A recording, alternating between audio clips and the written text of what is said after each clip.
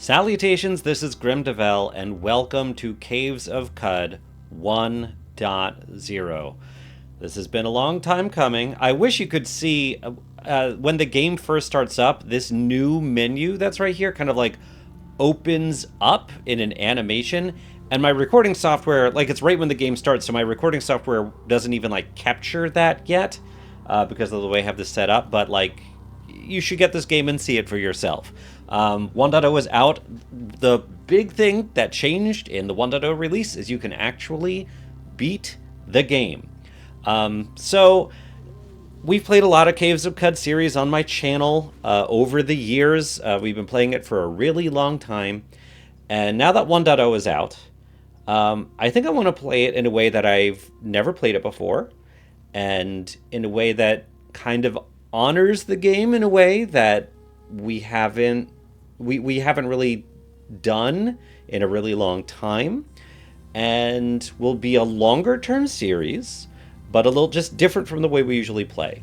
So we're going to start a new game.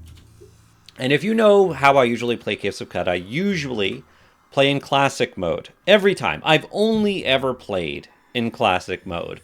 I'm a pretty big purist when it comes to roguelikes, and I don't like mods when I play games. Like, I want to play the game as intended. I'm going to play in Wander mode. This is a mode that they added some time ago. I can't even, time means nothing anymore, maybe a couple of years ago. They added a couple of modes. Roleplay, where you can like kind of save it at checkpoints, at settlements. And Wander mode, where not only can you have checkpoints, where like if you do die, you will go back to that checkpoint, but reputationally, most creatures begin neutral to you, and you're not incentivized to kill things, but you get more experience for discovering things and performing water rituals with things. So this is going to be a way more role-play-y game than we've usually done, and whereas other games where we've like, when we get to Great Gate, for example, usually I just kind of like gloss through all of the dialogue because we've read it so many times. In this playthrough, I want to really honor the story writing, the dialogue writing, because the writers of this game have done a phenomenal job. All of the developers, the whole team. I mean, the music, Craig Hamilton and the soundtrack. You know that I've bought the soundtrack. I use part of the soundtrack for a lot of like my other games that don't have sound. And highly recommend you buy this soundtrack, which has been expanded with the 1.0 release. And no one's paying me to say this, by the way. This is just my love for the game and the people that make it. So we're going to play in Wander mode, which is different from than usual. And usually we play a new character that we custom build ourselves. I'm going to use a preset this time. For the first time, I'm going to use a preset. And I was debating a lot, you know, when I was talking about when 1.0 came out, I was kind of thinking that we would play a Truekin. And mostly that's just because, like, we've been, I think I've just played a lot more Mutated Humans, and I was kind of excited about the idea of really leveling up a Truekin and getting a lot of cybernetics. But I feel like, there's nothing really informing this. It's just kind of a vibe. That Mutated Human is kind of like the proper, cooler way to play Caves of Qud. The more like standard way, maybe even. I mean, Truekin is amazing also. It's really fun in a different way. But I think I want to play Mutated Human. Now, I guess that still means the Pudis Templar will be hostile to us because you get that negative reputation with them. And they're kind of like the anti-mutant faction. And, they're pretty much the bad guys. But we're going to do this, and but also because we don't really have to worry about things being hostile to us, we can go with the more challenging builds. And I kind of want to do this one that's called a Bzzzt, which is a hybrid melee fighter and electrical attacker. Partially because these presets have their own art, and I kind of love it, and I really love this one. This like yellow and white little electrical creature. Also burrows, sets traps, has night vision, so that's really nice. Also, nice quality of life mutation. And it's called a Bzzzt. So I just want to start as this thing, and I like being a little electrical mutant. So here we go. So this will show us what our stats are to start, and they're pretty low ego, actually. compared with the rest of the stats. A tiny bit higher strength than the rest. But again, we're not going to be doing a lot of combat. So really, like, you would want higher ego in theory in a game where you're not going to be fighting a lot of things, and you're going to be more focused on like water rituals and stuff. But we will be increasing our ego. We'll probably be putting most of our ability points into ego as we go. Look at all of these mutations. We've got Burrowing Claws, Electrical Generation, that's going to be really cool. Heightened Hearing and Night Vision. Spinnerets, Thick Fur. Oh, but we're socially repugnant. So this is kind of an anti-synergy with the wander style of playthrough. We get more reputation for like talking to people, but people like us less because we're socially repugnant. I dig it. I think we're going to go with that anti-synergy and kind of like start being repugnant. And we'll still always be repugnant, but kind of like always fighting against that, pushing our ego score a little higher and still trying to like get people to like us. I think. Yeah. There's no like, I can't remember exactly what socially repugnant does, but I really want this build. We're going to do it next. And we will still randomize our name here like usual. Yeah. All right, here we go. And the other thing, I almost always start in a random village because I really love the procedural generation aspect of starting in a random village. But for this playthrough, for the first time in a very, very long time, probably since I first started playing Qud, we're going to start in Joppa. So here we go. Been a really long time for me. Look, and there's a lot more UI changes in 1.0. This is new. You embark for the Caves of Qud. Okay. On the 22nd of Tebet Ux, you arrive at the oasis hamlet of Joppa, along the far rim of Mograyi, the Great Salt Desert. All around you, moisture farmers tend to groves of Viridian water vine. There are huts wrought from rock salt and brine stock. On the horizon, Qud's jungles strangle chrome steeples and rusted archways to the earth.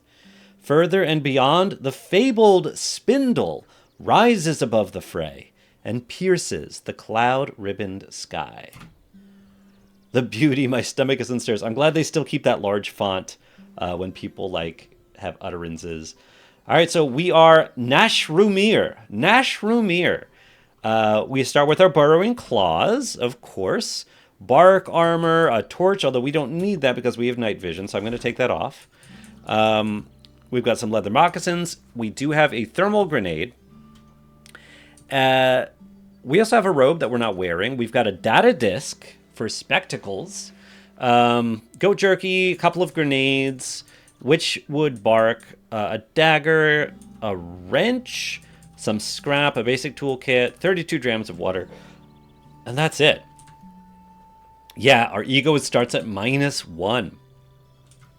And I think that's because socially repugnant, -50 reputation with every faction.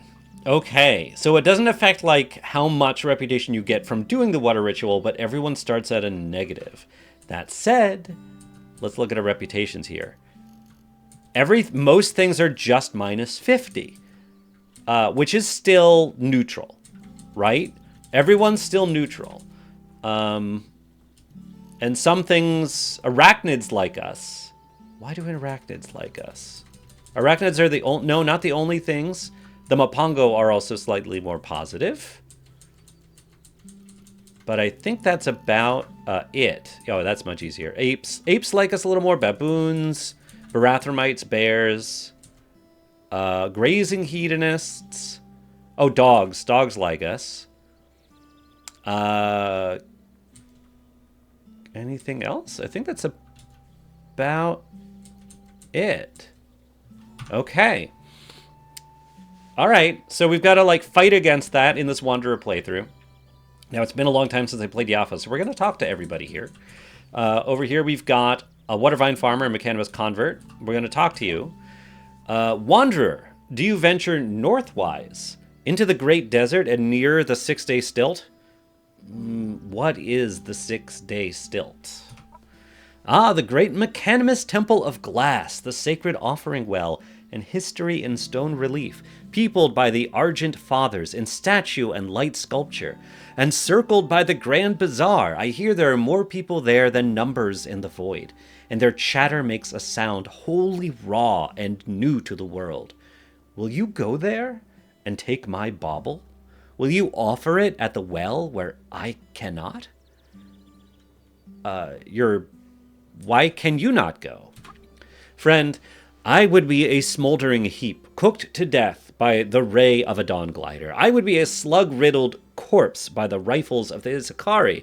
There is no kindness in the great desert and little more in the canyons. I cannot go and live. And what's the 6-day stilt again? Yeah, we already... I'm not going to reread something that we've already read. Your bauble?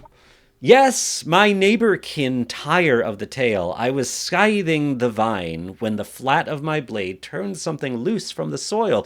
My heart has stirred before at the sight of chrome, but to feel a small splinter myself, to slide a bead on the abacus of beauty. Will you go then, and offer my bauble at the well? I will make the journey. Moon and sun friend, you have my deep and many-sided thanks. Here, take the trinket now, and if you're to ever return, let us visit again. Live and drink. Live and drink. I think I need a voice for Nashrumir as this, like, bzzzt kind of electrical creature. All right, we got an odd trinket. Received a new quest. Oh, glorious Shekhinah. All right. Oh, I love our little avatar. All right, and now we're going to talk to Mehmet. He is a wind-carved man with the posture of a vine reaper. His spine is bent to point the bright turquoise of his eyes at the tilling angle. His hips are pushed odd forward with the slumping ease of a stance much more relaxed than his. If it weren't for the salt on his brow and the scarred knuckles, he would seem a marble sod perched under a crumbling tomb. All right. Hated by a bunch of folks. Loved by Yafo. I do wonder, even though you don't get XP, I bet when you kill creatures that have, different faction reputations, that still changes your faction reputation. So there's still some incentive for combat. But just those special people. All right, so we're going to talk to you, Mehmet. A waterhand? Aye. Live and drink, traveler. I am called Nashrumir. Mehmet, the tongue says. Live and drink, Nashrumir. Can you tell me about your village, Yafo? Watervine farm in the lap of the marsh. You've sucked the moisture out of vine wafer, yeah? We tend the plant here. Wind off the great desert cools a touch and gives up moisture. Just enough. A tongue can taste 100 kinds of wind, you know? Anywhile, that's where my wandering mind goes. More is about Yafo, I say. Speak to our elder friend, Irudad. Up northwise the path. All right, I'm in search of work. Aye, I have it then. Something is eating our water vine round Beetle Moon. Kurun says he saw a creature, spider-like, slinking in the brine, but no cave spider would dare get so near Warden's stomps. I tasted a bit of red fleck in the pool. Shale, like we find in the soil by Red Rock. Hike there, will you, to Red Rock, just about 2 parasangs north of Yafo. Kill the vermin, bring one's corpse back, for seeing what it is. Elder will take care to pay you after, Waterhand. All right, I'll do as you ask. All right, we have received a new quest. What's eating the watervine? Excellent. And we've got just a watervine farmer over here. And up here, we have Warden Yarame?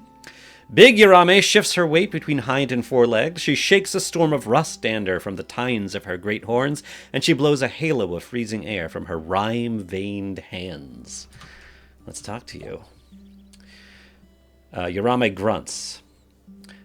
I journey... let's say... Well, do we want to do the water ritual with you? You're disliked by a couple of villages, but you're admired by this one and loved by the Fellowship of Wardens. We're not going to do it yet. Mehmet has bade me travel to Red Rock. Up north and far. See them baboons? You put one's light out for me. I journey north to the 6-day stilt. If you don't get dry roasted by the fire snakes, ought be a time of times. Better hit all the food stalls for samples, yeah? Who are you? Called Gurame, warden of Yafo. I kill trouble. Don't be trouble. What is a warden? Nigh every settlement to Qud keeps a warden. We snuff threats to the peace. All right, live and, do you have anything to trade? Just a trinket. All right, live and drink. All right, anyone in here? No. Anyone in here? Now, we're going to auto-explore a bit.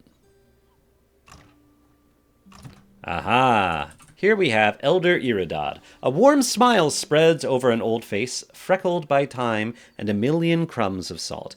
He shrinks under a hunched back and drums the ground beneath him with a short and barb-crowned tail. A second pair of arms rise over the slump of his shoulders, where hands meet and fingers lace to form another face.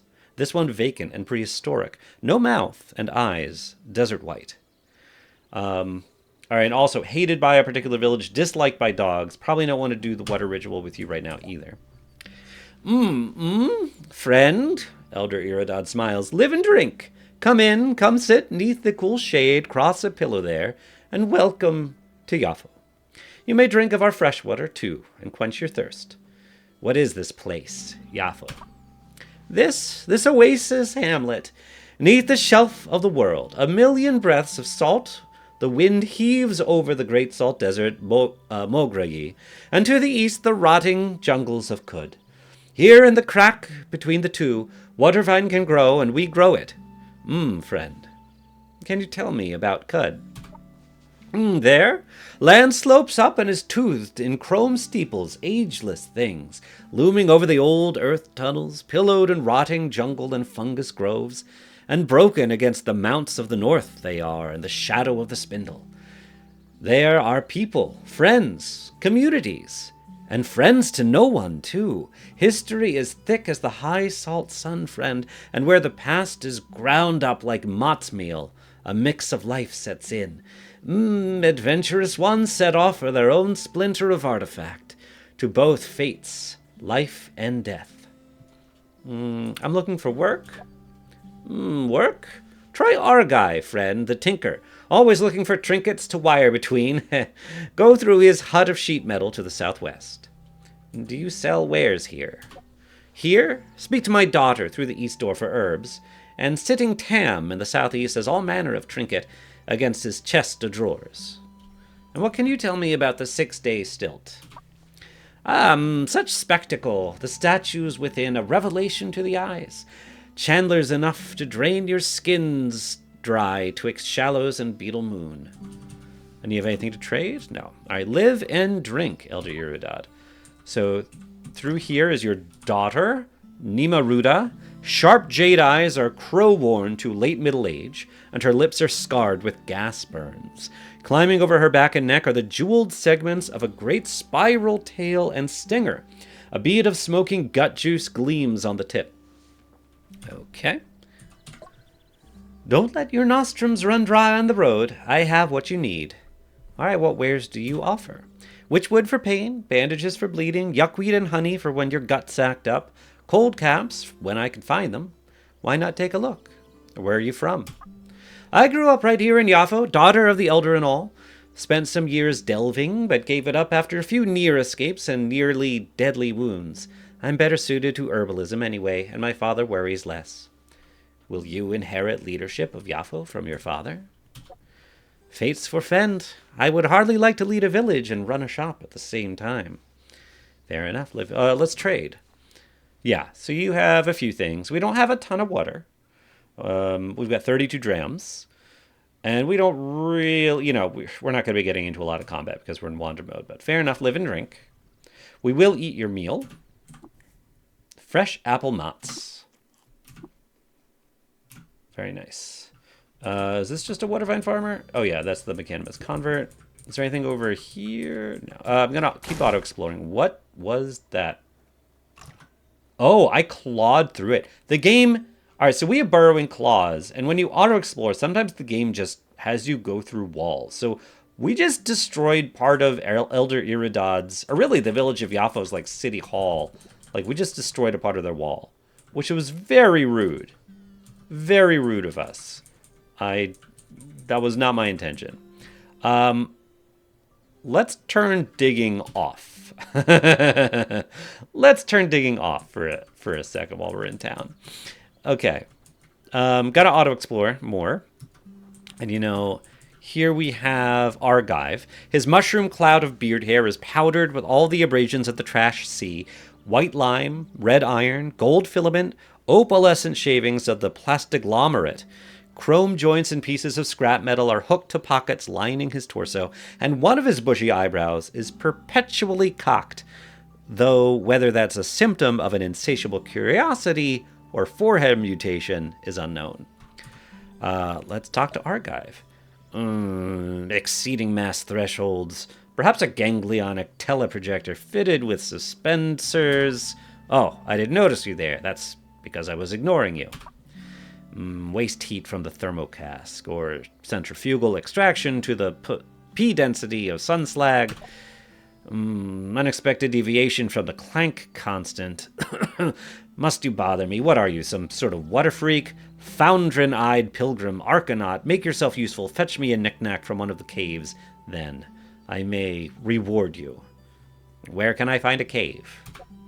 There are caves everywhere, you dolt. Scoop the surface of the marsh, or head on east to the rust wells, or wander into the desert for all I care. I will return with your knick-knack. All right. We have a quest to find a knick-knack, which I think is the quest to find a wire, just as an artifact. Just any artifact?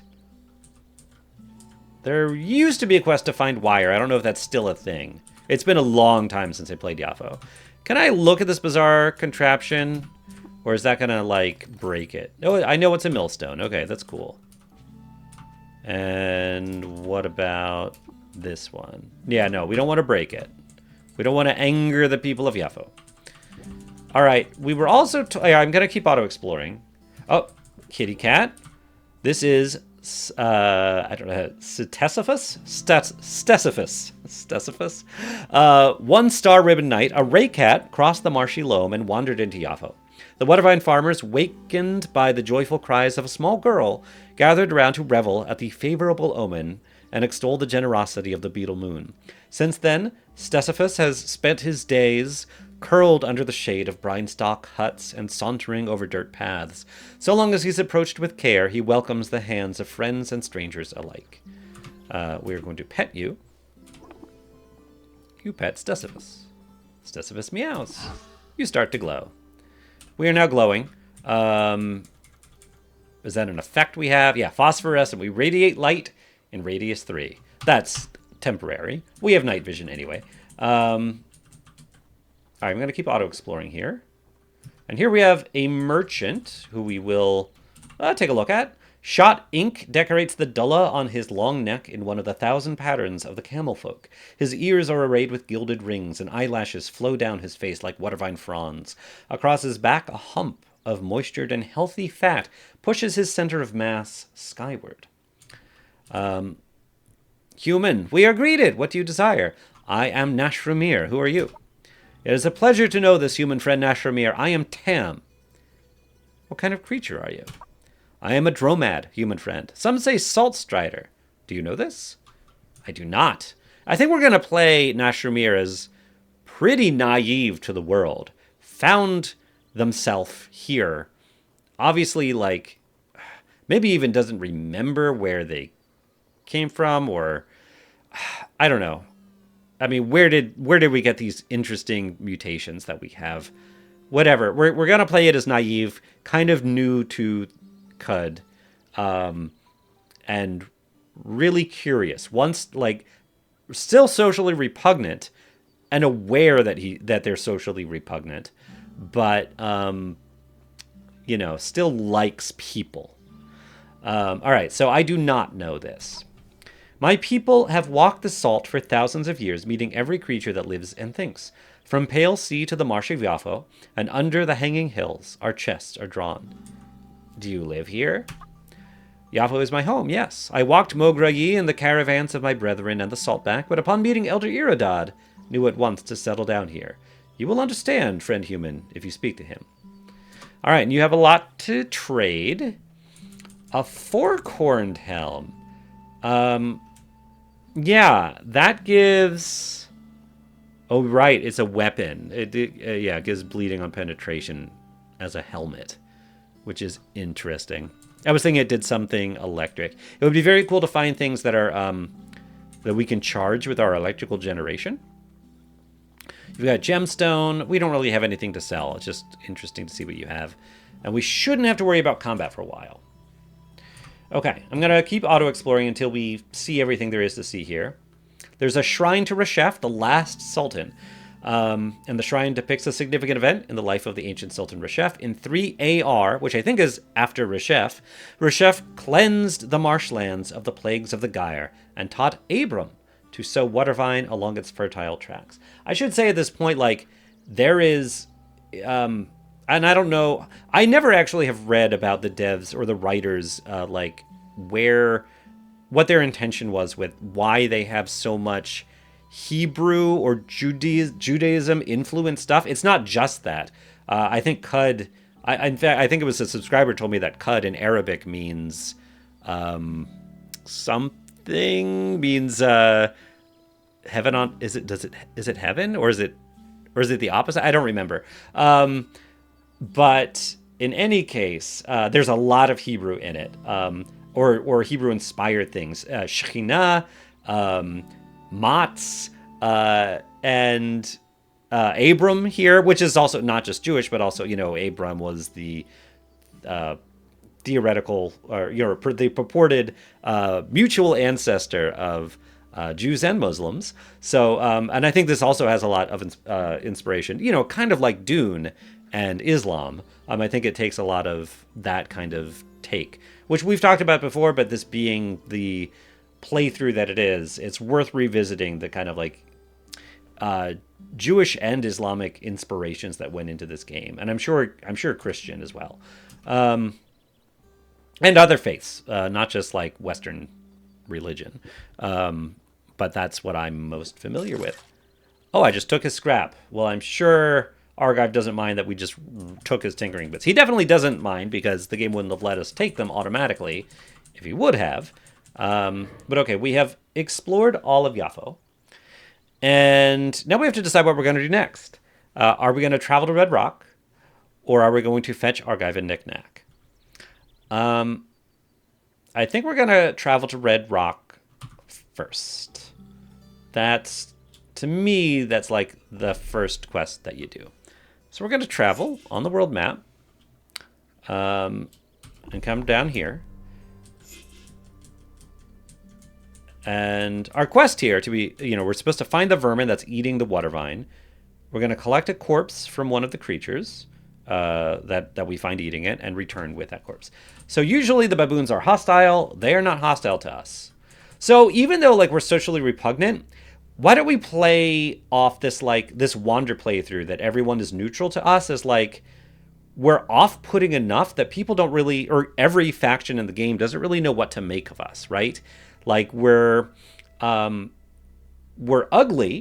and repugnant, but not threatening, right? Like, I don't know what to make of you. You definitely don't look threatening. You just look like you're about to like break, like a little robot human. Like an organic robot thing. I think that's how I kind of want to play it. Like, we just don't look threatening. And so everyone's just like, yeah, you just go by. But also not particularly welcoming either. Like, no one wants to not charismatic. But we can work on the charismatic part. We're still always going to be socially repugnant. We're just going to go down in here and search around. I think we will still have to kill a thing here. We're also going to, not... Leveling up is going to be interesting. And, we didn't do the water ritual, which I guess is a way of leveling up. And, you know, I never read the descriptions of some of these creatures. I should do that in this playthrough. Bonnet blue wings contour to its abdominal balloon, puffed out to blimpish volume by the garbage it has eaten. And the giant centipede, chittering legs in the high dozens, figure S swerve, its shining trunk like the spine of a gigantic hominid. Whoa! And they are hostile to each other. I'm going to auto-explore. There's a seed-spitting vine who, you know, let's take a look at you. Jade green tendrils curl inward and hug their center in tension. Their leaves vibrate to low-volume crunches as they compact seed matter for spitting. And the chameleon? Minuscule skin crystals shift and sort light to pattern match whatever is outside the body boundary. A narrow bone extrudes from her head. And we have another ray cat, a small kitty, and the glassy fibers of her coat bend the light of faraway stars into strange loops. And how about that cave spider? It is spindle-limbed and skittish. Bits of its silk home are stuck to its underhairs. All right, let's keep auto-exploring. We are hungry, but we can make camp.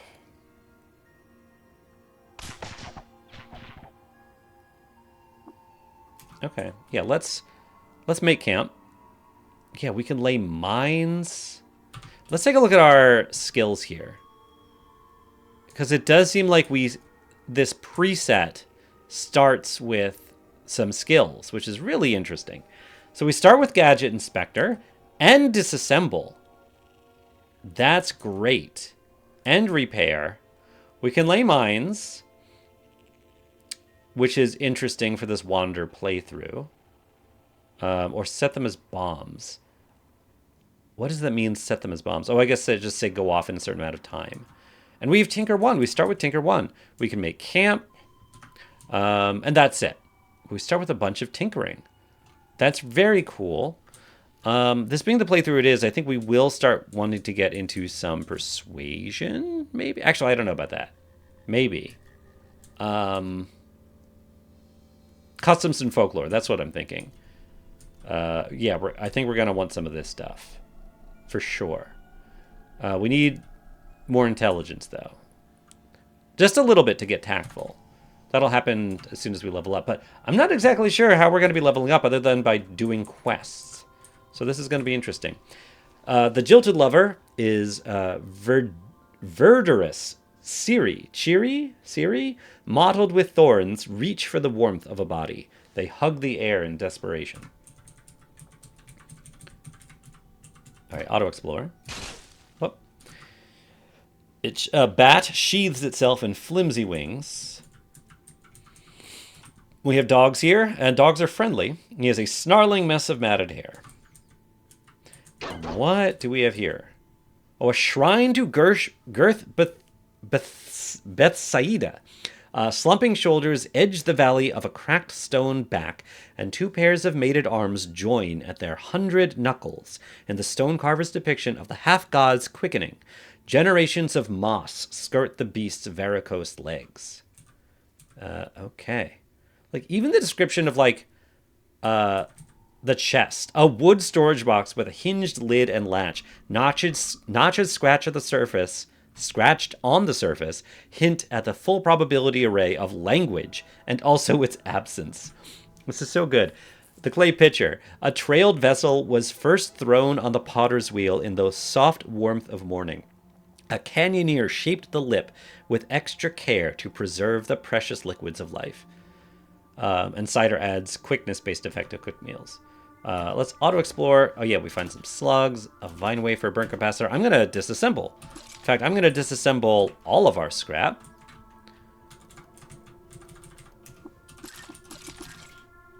Because it weighs a lot. Okay.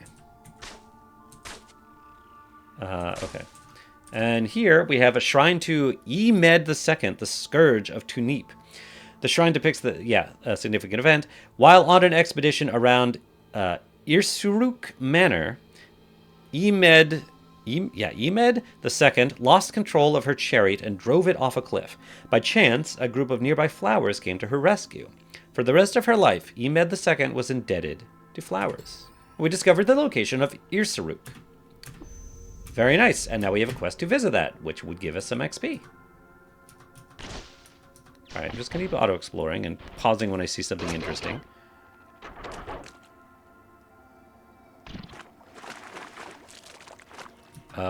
What is this corpse? Oh, it's a bat corpse.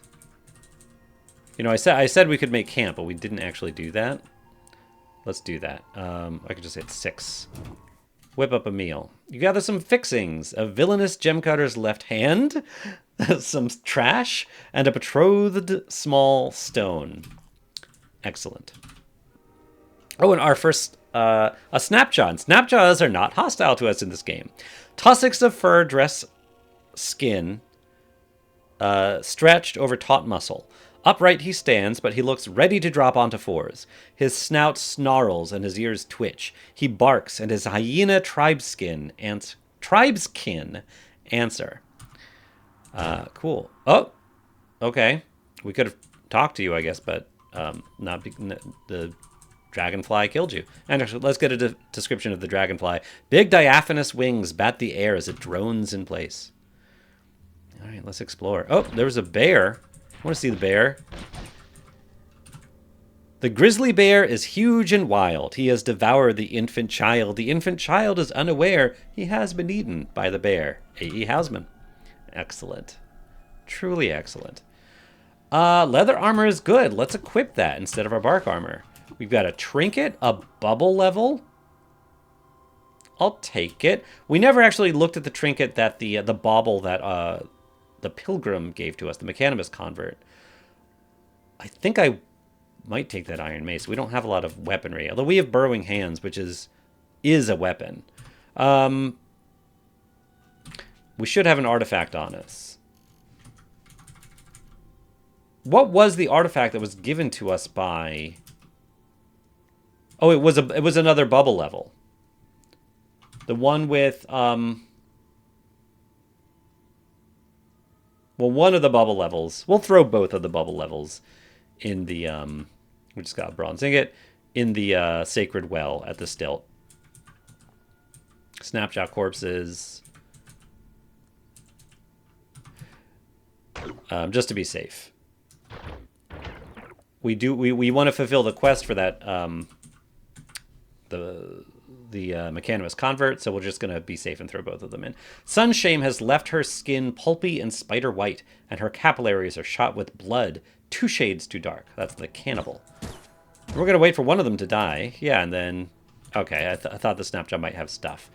Studded leather armor, leather moccasins, but I think we have... Oh, a lacquered iron mace. I guess I'll take that. We have shoes, right? Yeah, we've got leather moccasins. And I think the leather armor... It's going to be better than studded leather armor for now. Can I talk to you? What? Let's trade. Nothing to trade. Yeah, we can just talk to the Snapjaws and trade with them. Oh, hello. Dabarulu Ulu Ubu, the fearsome Snapjaw bear baiter. Now, you're disliked by a bunch of people, so we're not going to do the water ritual with you, but we could. We could swap spittle. You have nothing to trade. I'll take the musket. Yeah, sure, we'll trade it. Maybe we could sell it. I'm going to auto-explore. Right here there's a shrine to Oroxarshid, the mate to Tanava. The shrine depicts a significant event from the life of the ancient sultan Oroxarshid. Waist deep in a lake of silver, Oroxarshid cemented her friendship with water barons by marrying Tanava. Cool. Alright. And I like how, like, other factions are just going to fight. We got a painted beaded bracelet, which we should take a look at. Oh, and it's, oh, it's the same thing it's the same information we just saw. It's the same thing on the shrine was on the beaded bracelet, I think. Oh, never mind. That is what we saw was the bracelet, right? I don't know. Nothing to trade. I think after we fully search this map, we found the downstairs, but I think we're going to put in a cut. These episodes are going to be... I'm going to try to keep them between 30 and 40 minutes. I have a tendency to go longer than I intend. But that's the plan. Okay, so I I don't know how we're going to level up very quickly, and maybe that's fine, as long as we don't face a lot of hostility. It shouldn't matter too much, because the game does save every time we go to a village. So we're never going to lose this game. We're going to keep playing this game until we beat it. And I've never beaten the game. I mean, no one could beat the game until today. I'm recording this on the day that 1.0 came out. But this is going to be my first. This is definitely going to be the furthest that I've ever gotten. And we also have another series going on in parallel, but that series where we're playing as Hagaba, the invisible troll who plies the umbral path, that game cannot be ported to 1.0. So this is going to be the game where we finish. So I hope you're enjoying it, and I hope you're enjoying the style that we're playing this. If you don't, that's fine. There are other Qud series you can watch, and you should definitely get this game and play it for yourself. But we're gonna take our time with this one.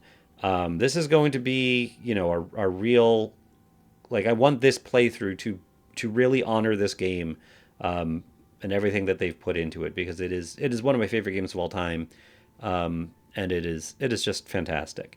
So, bye, Caves of Qud, and I hope you continue watching this series with me over time. I really enjoyed playing with you today, and I'll see you next time. Bye, everybody.